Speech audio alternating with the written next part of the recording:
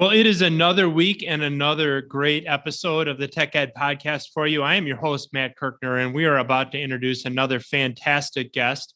We are going to be talking today all about third-party credentials, all about workforce development. How is technology changing the world of workforce development? And what are some amazing initiatives that are taking place in the state of Michigan?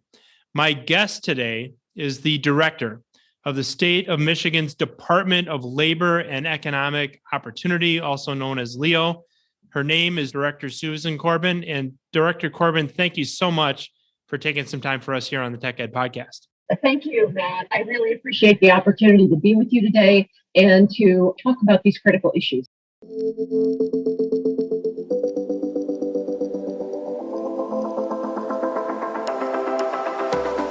Welcome to the Tech Ed podcast, where we visit with leaders who are shaping, innovating, and disrupting technical education.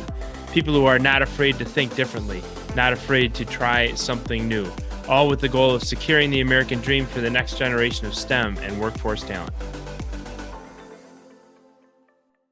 I want to start with just a little bit about the Labor and Economic Opportunity Department in the state of Michigan. Our listeners may live in a state, of course, we have a national and in some cases an international audience. They may live in a state that has something like a Department of Workforce Development.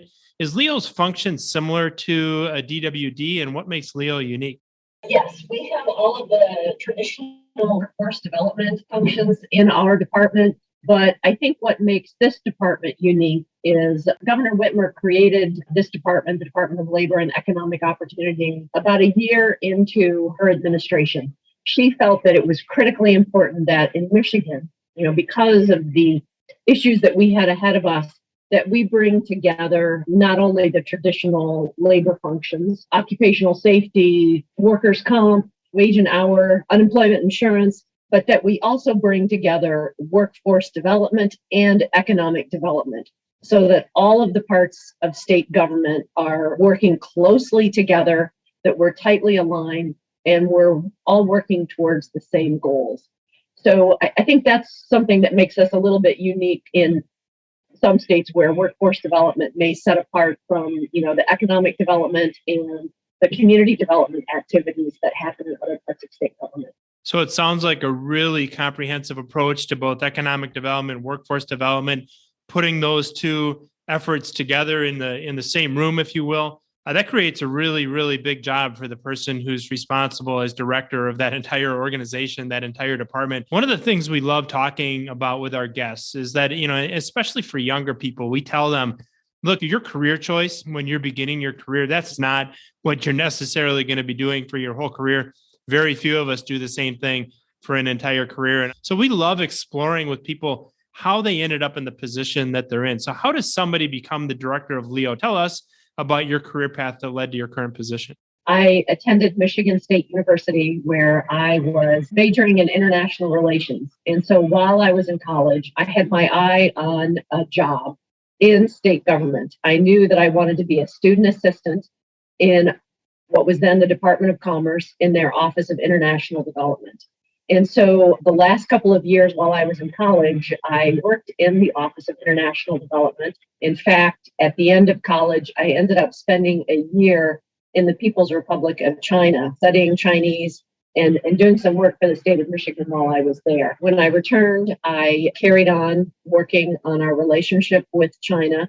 I then took some time off to raise my family. I have two sons who are adults now. When I went back to work, I knew that I wanted to be back in state government. And so since that time, I've had the opportunity to work in several of our departments, the Department of Education, the Department of Transportation, Department of Commerce, the Department of Labor, and I have had leadership positions in two administrations. I was the director of appointments for Governor Granholm when she was our governor. And I'm now the director of the Department of Labor and Economic Opportunity in the administration of Governor Gretchen Whitmer. So some really, really interesting and important career opportunities going all the way back to the time that you spent in the People's Republic of China. I'm sure that we could probably have an entire podcast episode around that and what you learned then and how China has changed in the years that ensued. Incredibly important jobs with the Department of Transportation, with the Department of Labor, and a really important job as a mother as well, as you're raising what are now 2 adult children. Your state has a really, really interesting approach to adult education, adult credentialing, and we want to make that a particular focus of our discussion today, Director Corbin. What we're talking about is what's called 60 by 30. This was an announcement and an initiative that was begun by your governor, Governor Gretchen Whitmer, back in 2020. And Governor Whitmer announced her administration's 60 by 30 initiative. What exactly is 60 by 30? Yes, the governor recognized that in order for Michigan to be competitive, we needed to have more people in Michigan with degrees beyond high school completion. So she set a goal for us that by the year 2030, we would have 60% of our working age Michiganders with a degree or a skills certificate. We know that if we can do that, it will certainly make us more competitive in terms of attracting great jobs to Michigan. But we just know that it's important that we close the skills gap. The single greatest threat to the success of our businesses and to our state's prosperity is that skills gap and lagging our peer states and other states in the region. You know, we all know increasingly the best jobs require more than a high school diploma. And we want to provide opportunities for our citizens so that they can access education and skills and create opportunities to get a better job and a bigger paycheck. So without question, the career opportunities that face Michiganders, face individuals across our entire country so often do require more than a high school degree, oftentimes also require less than maybe a bachelor's or a graduate degree. Not that there's anything at all wrong with those pathways, because there's certainly value in that route through higher education, but lots of different options that are available to folks as they consider their post-secondary education pathway. You mentioned skill certificates, this whole world of certifications. I want to dive into that a little bit more, especially for our listeners that may not be as familiar with what a skill certificate is. As you know, Director Corbin, I serve on the national board of the Smart Automation Certification Alliance. Now, that's an organization that's building certifications in this whole world of advanced manufacturing and Industry 4.0, widely adopted and recognized, by the way, by many Michigan educators. Members include a number of high schools across the state. Also, Grand Rapids Community College. We had Bill Pink, their president, on with us last year on the Tech Ed podcast. Schoolcraft College, Jackson College, Macomb Community College, Montcalm Community College. Mid-Michigan College was even the co-host of the National Best Practices Summit for SACA late last year. Certainly credit to their president, Tim Hood, and to Sean Troy for all their support there. But tell our audience, how do third-party certifications and credentials fit into the 60 by 30 strategy? And do you see their deployment growing in the years to come? Well, you probably better than, most people in this country understand that we're experiencing rapid change in technology industries, societal patterns, which are even more pronounced coming off of the pandemic, just generally processes in the 21st century due to increased interconnectivity and smart automation. We know in Michigan that if we're going to compete and become a top state for talent to thrive and for employers to locate, we need to make sure that we are looking at in-demand certificates and credentials. We know that in-demand credentials that are portable, that are stackable, create pathway jobs. They open up opportunities for our citizens, and they make our economy more diverse and stronger. We also know that in some of the critical areas where we have shortages, in healthcare, IT, computer science, engineering, and manufacturing, that those critical certificates and credentials need to play a role in the work that we do. Without question, and we certainly admire the work that you're doing there at Leo on the advocacy for third-party credentials. It's certainly a key area of focus for us here at the Tech Ed podcast. You use the term director in-demand credentials. You talk about portability, you talk about stackability, very, very important aspects of this whole world of third-party credentialing. When it comes to in-demand credentials, I'll be honest, one of the concerns that we often hear from educators is that their employers may not necessarily appreciate the value of third-party certifications as much as they should, may not even be aware that these certifications exist. What is Leo doing to educate employers about the existence of and the value of third-party certifications? We're working to, strengthen our partnerships with several critical players. You mentioned community colleges. We also have a network of Michigan Works agencies who are on the ground working with local employers. And so, I tell anybody who is seeking a job or somebody who's participating in one of our 60 by 30 programs to stop by their local Michigan Works agency, because they have an understanding of the jobs that are in demand in their local area. They understand what skills and what type certificates are needed in their local community, what demands there are. But our experience has been that many employers do recognize the value of third-party certifications. We also have in Michigan our Going Pro Talent Fund, and it provides a good example of how we promote the importance of these certifications. The Going Pro Talent Fund is a grant program that is open to employers for current employees or for new employees that they are hiring. Employers work with their local Michigan Works on the application process, and those funds are used to support training that the employer needs. And many of the training programs that we support with those dollars are third-party certifications. So lots of great things happening in Michigan. You mentioned Michigan Works. That network, that would be similar, I believe, Director Corbin, to like a workforce board in a lot of the other states. Am I correct about that? Yes, we have a workforce development board at the statewide level. But then, our federal dollars go through our department to local Michigan Works agencies around the state. And to that question, I also just want to mention that our Workforce Development Board will be taking the lead this year looking at micro credentials and skills-based hiring. So we're hoping that the work that they do this year will provide some new policy guidance and direction for our state. And that's such important work for our listeners who may not be familiar with a micro credential. Sometimes underneath an existing credential, third-party certification, we have specific credentials in certain duty areas. As just one example, in the world of mechatronics, you might have a duty area related just to electrical systems, and you can earn a micro credential just on electrical systems. One of the beauties of that is that we can and you can create really custom certifications around specific demands that an individual employer might have by coupling these micro certifications together. So great things happening at Michigan Works. We talked about apprenticeships. We're going to get into that in a little bit more detail as our discussion goes on, and the Going Pro Talent Fund as well. So some really interesting initiatives, Director Corbin. I also want to dive into another initiative we haven't talked about yet. That's Michigan Reconnect. Your organization has a whole number of initiatives that support the 60 by 30 goal, and Michigan Reconnect is one of them. Tell us about that. In the past year, this program was created by the legislature. It had strong bipartisan support. Our legislators across the board realized the importance of the governor's goal of 60 by 30. Michigan Reconnect is absolutely groundbreaking and opens up opportunities for so many people in Michigan. It is a program that provides a tuition-free pathway to a 2-year community college degree or a skills certificate.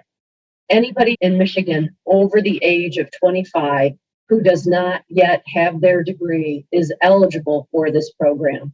We know that in Michigan, 4.1 million people are eligible for this program. They do not have their college degrees. And so the interest in this program has been absolutely incredible. Over 90,000 Michigan adults have been accepted into this scholarship program. And we have more than 15,000 people in public community college or tribal college seats at the beginning of this program. We also have a companion program that the governor created called Futures for Frontliners. It's a very similar program. And those people who were on the front line during the early stages of the pandemic, when we didn't really understand very much about this virus, people who are putting their lives on the line are eligible for the same types of resources. But we know that our work does not stop there. For someone who's going back to college or going to college for the first time, likely working full time, having family responsibility, that's not an easy undertaking, even though we've removed that barrier of college. And so around the 60 by 30 initiative, we have also hired navigators who work with students who have enrolled to help them through the financial aid application process, helping them, identify the community college in their area, supporting them in getting enrolled. And then we know that our community colleges, as well as our Michigan Works Agency, also play a significant role in supporting those students and guiding them towards degree completion. So Michigan Reconnect is just an incredible program. And, when you hear stories from students whose lives are being impacted, it just really makes you feel good about the work that you do. Isn't that the most amazing part about a job that you have, Director Corbin, is having those one-on-one conversations with students, with people trying to find opportunities to move into or up in the workforce, and knowing that work is making a difference. So whether it's those 4.1 million Michiganders who have an opportunity at a tuition-free pathway, whether you're a frontline worker who, as you put it, was putting your life on the line during the early stages of the pandemic, certainly amazing opportunities to continue our education. There was a study that was done about 2 years ago by a major textbook company. And one of the things that they explored was the reason that individuals don't take advantage of tuition reimbursement programs at work. And the answer was exactly what you just pointed to. I mean, I'm amazed at an individual who can raise a family, hold down a full-time job, and at the same time try to continue their education. I don't know how people do that. And the number one reason that people don't take advantage of tuition reimbursement programs at work is because it's just hard to take the time off of work and take the time off of life to do that. And you are coming up with so many creative ways to give people those opportunities. Very, very interesting. And if I can just tell, a little story, and these are the kinds of stories that we're hearing all the time. This came from my sister. She was stopping by a local credit union, and there was a young woman helping her. And she said that this young woman had a pretty heavy duty textbook sitting next to her at her workstation. And so my sister just, commented on that and said, looks like you're studying something serious. And this young woman said that she took advantage of the Future for Frontliner program. She was a bank teller. She was on the front line. And she enrolled as soon as she found out about the program. She's a single mother. She has a 7-year-old daughter. And she told my sister that now she and her daughter spend their evenings on the couch studying together. Wow, that's incredible. It's just an incredible sacrifice that individual, the young lady that you just talked about, is making on behalf of herself, on behalf of her 7-year-old child, and creating their futures. And it's just really, really, I think, important for us to reflect on that, and also reflect on the importance of taking as many barriers as we can out of the way of those individuals. And that's exactly what you're doing, as you suggest, in partnership with Michigan Works, certainly in partnership with your educators, and also in partnership with your employers. I know a key tenet of the 60 by 30 strategic plan is building really, really solid partnerships with employers, specifically to actively engage with them to ensure strategies help address the skill gap and their future needs. Share an example of an employer, if you would, that has been actively engaged with the 60 by 30 initiative. Peckham, wanted to make sure that they were connecting their employees to the resources that we were offering through Futures for Frontliners and Reconnect. So they hosted an informational webinar for their staff so that they could learn all about the Futures for Frontliners program when it launched. They, wanted to ensure that all of their employees were aware of the opportunity. They also offer career planning services, and they support their students through their Economic Opportunity Corps AmeriCorps program.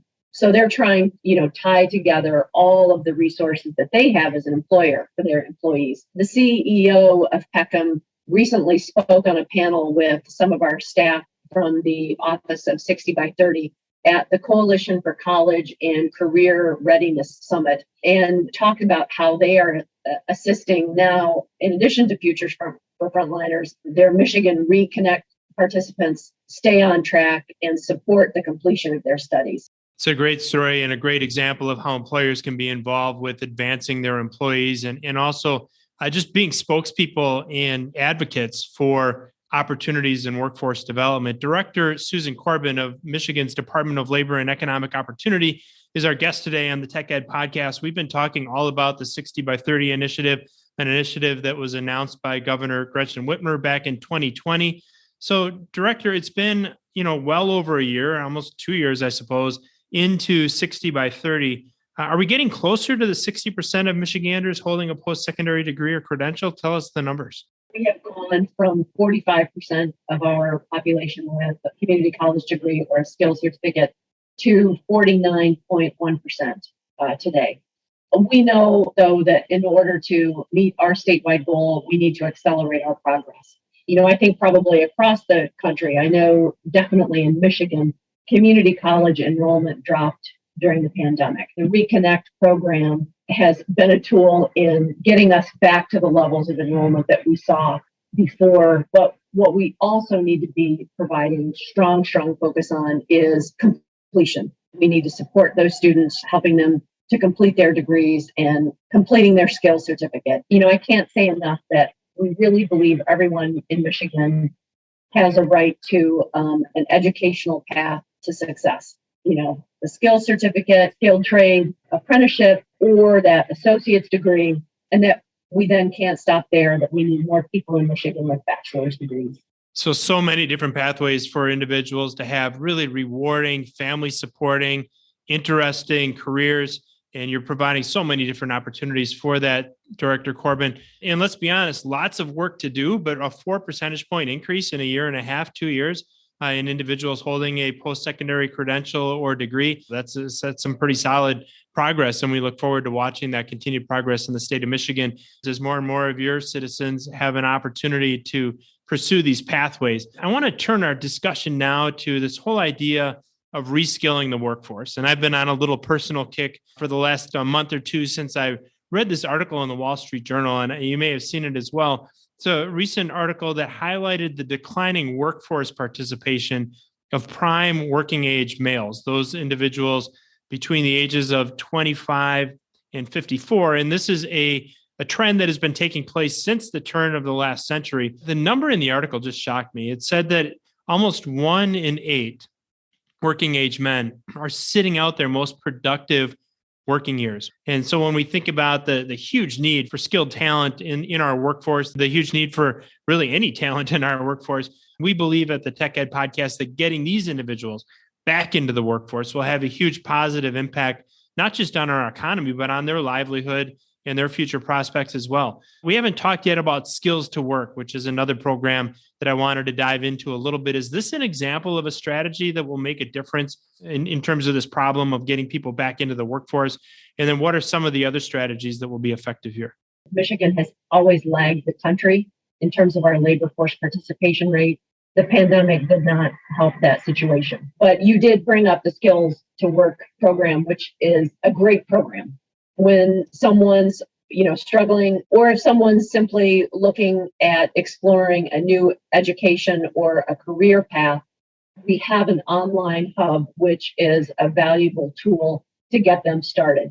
So if somebody is looking to return to work, if they want to explore in-demand careers, learn new skills, take a first step towards a degree or a certification, this site provides them with a wealth of information to get them started to explore those new kinds of opportunities.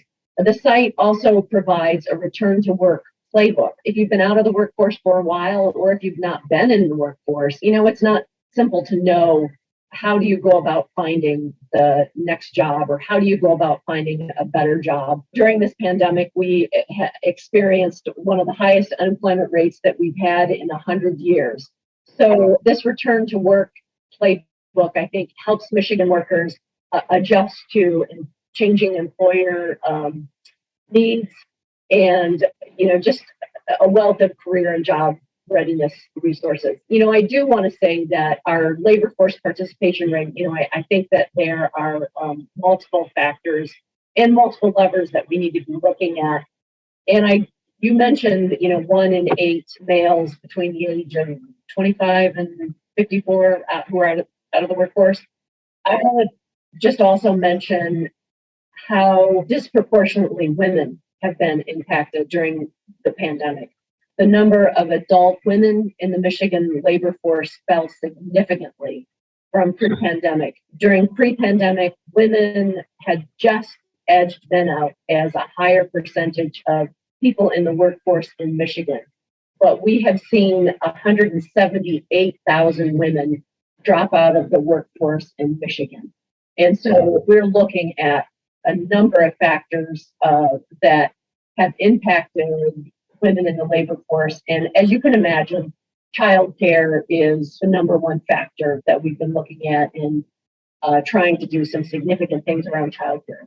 So some hard work going into finding whether it's these 1 in 8 men that are out of the workforce nationwide, whether it's the 178,000 women that dropped out of your workforce in the state of Michigan since the pandemic, finding ways, finding paths, giving these folks a playbook to say, here are some strategies and some tactics that you can undertake. Here's some support that's here for you, regardless of what challenges or barriers you're facing in terms of getting back into the workforce. Really important. And I think important to do it quickly. You know, you look at how rapidly technology is changing. The longer somebody is out of the workforce, the longer between whatever their education pathway was and their next opportunity for employment, the more technology runs the risk of getting away from their skills. So making sure that we're upskilling people in a really rapid way, I think is certainly important and certainly one of the solutions that we need to look at as we get people back into the workforce. Your state is home to FANUC America. Speaking of advancing technology, FANUC is the largest robotics and CNC control company in the world. I bring them up in part because their president, Mike Chico, is a good friend of mine. He was a guest on our podcast last year. And while he was on with us, Director, he talked extensively about the changing landscape of manufacturing technology, things like artificial intelligence, machine learning, Industry 4.0, robotics, automation, all of these different technologies and the evolving future of work. So as you think about this evolution, as you think about your department remaining relevant, how must Leo evolve to add value in the state of Michigan, given how work is changing in your state in particular?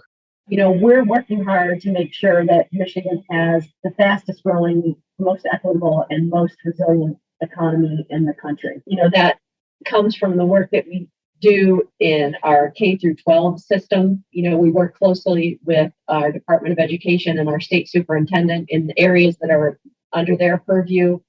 In our department, we also have my STEM council that works, you know, with the K through 12 system on encouraging and exciting students in pursuing careers in science and technology. We also know while Michigan was the state that put the world on wheels, we can't lay back. You know, we need to continue to be aggressive to maintain our position in the world as it relates to manufacturing and technology.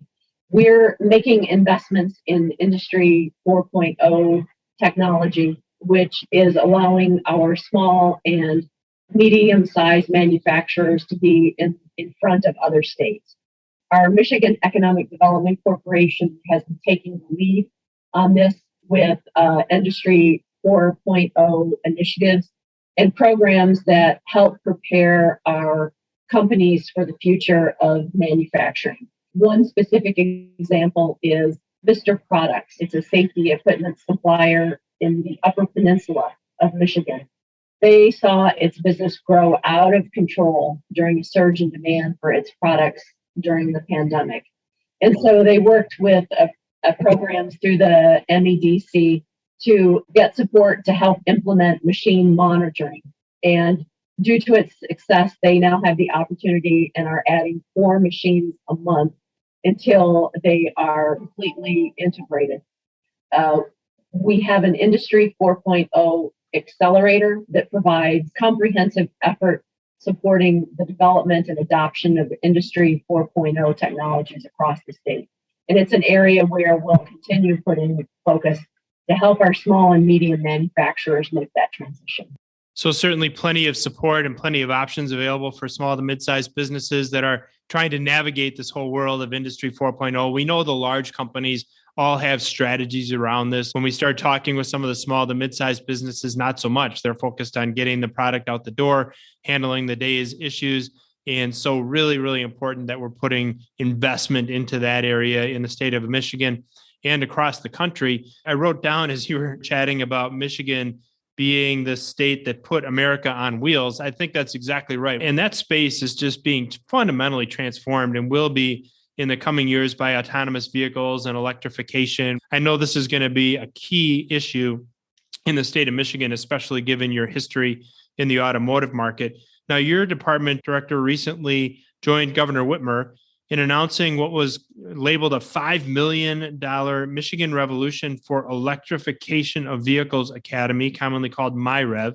And it's a grant to Southeast Michigan's Community Alliance to further position your state at the center of the nation's electric vehicle and mobility industry. And by focusing on that growth and proactively preparing the talent needed. So when we think about electrification, Director Corbin, when we think about mobility, what specifically will it take to prepare the necessary talent for these changes in the transportation industry? As I'm sure you understand, and a lot of your listeners understand, that the work on electrification happens across many parts of state government. We have our Department of Transportation, obviously, who plays a critical role, our Department of Environment and Great Lakes, our Public Service Commission, our economic development investments that all play a role and impact this.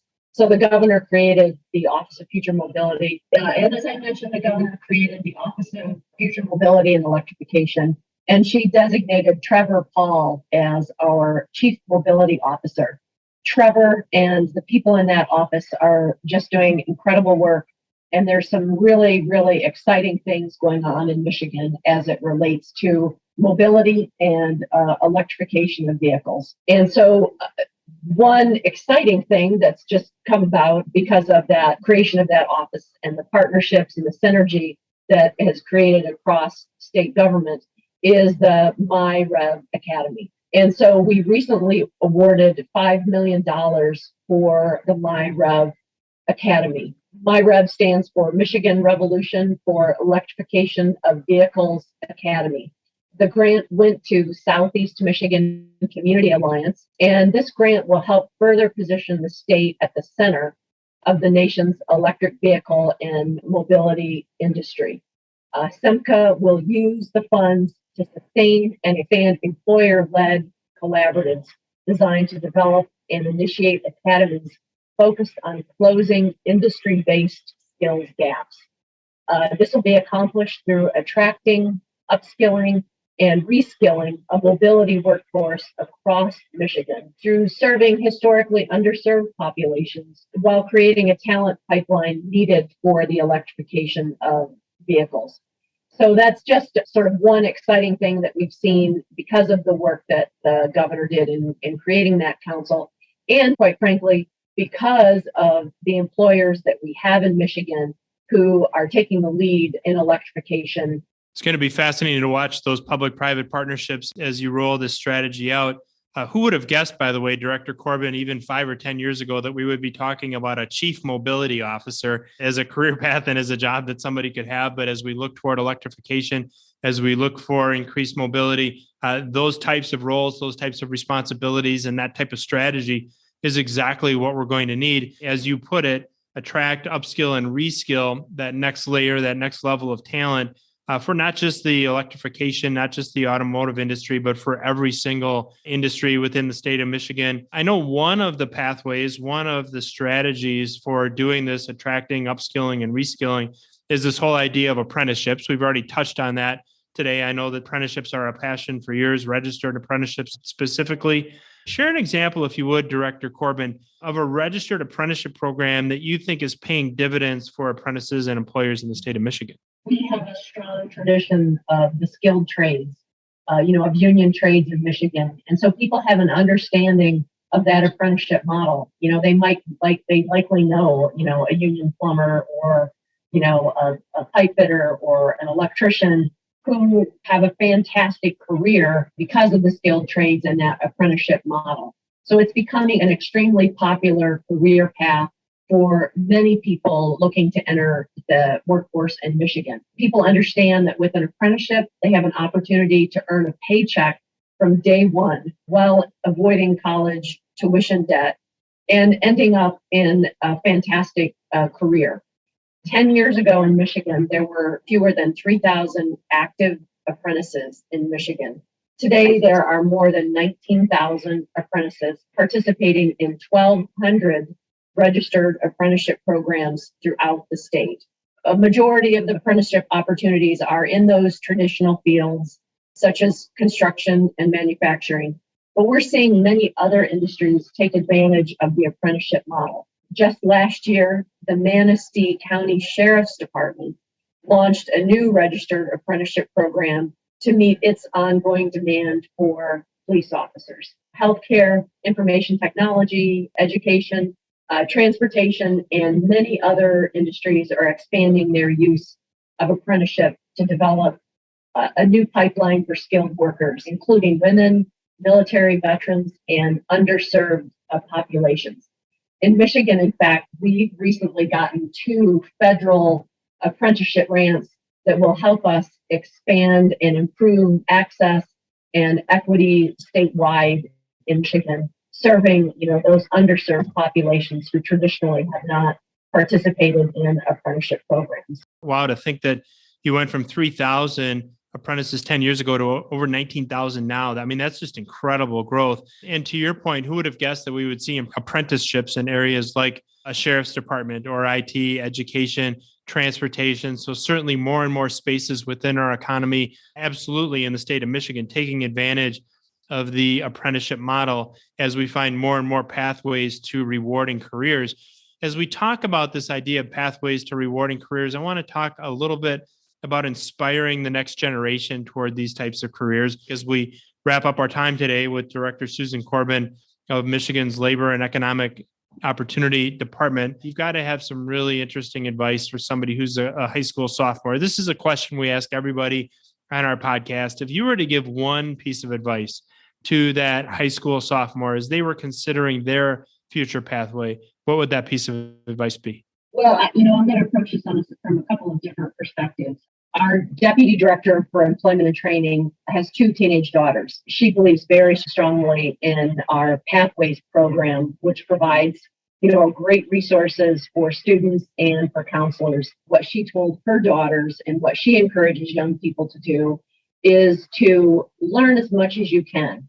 Reach out to your local employers. If there is someplace that you've always been curious about, work with your counselors or reach out directly to a local employer and see if they have any opportunities for you to shadow, to spend some time in their facilities so that you can learn, about career pathways and about the jobs that are available in your local communities. But as I mentioned at the top of the program, I have 2 sons who are now adults in their careers. And I look back on my experience raising them. And one thing that I would tell young people is if you have a passion, you need to pursue that passion. I look at my 2 sons. My oldest son is very creative. He has his architecture degree from the Rhode Island School of Design. He also has strong interest in fashion. So his first job out of school was working for a French company designing fashion shows, designing the sets for fashion shows. And he's ended up being very successful in his career because he's pursued that passion. My younger son, when he was in high school, he was most passionate about being on the swim team and the water polo team. So I went with that passion and helped him pursue that. He ended up swimming in college. What he learned about himself is that it's very important for him to be on a good team, that he feels like in his job, he's in a good team. And so he's in finance in the city of Detroit. He's worked for the same company since he's graduated from college. But what makes him as happy is that he knows he's working with a great group of people and he feels like he's part of the team. So I guess it's twofold, learning about the opportunities that are around you, but also understanding what your passions are and not foregoing what your passion is to maybe pursue a different kind of career. That is great advice for a high school sophomore. Here at the Tech Ed Podcast, we follow our passion, which is securing the American dream for the next generation of STEM and workforce talent. Director Corbin, you talked also about the importance of learning as much as you can. And as we follow that passion of ours, we've learned a tremendous amount from you today. I want to thank you. We've talked so much about your department, about Leo, about the importance of workforce development, supporting people and tearing down as many barriers as we can for those individuals trying to get into the workforce, trying to advance in the workforce. We've talked about apprenticeships. We've talked about electrification. We really packed a lot of topics and a lot of content into our time with you, Director Susan Corbin of Michigan's Department of Labor and Economic Opportunity. Thank you so much for being with us on the Tech Ed Podcast. Well, thank you very much.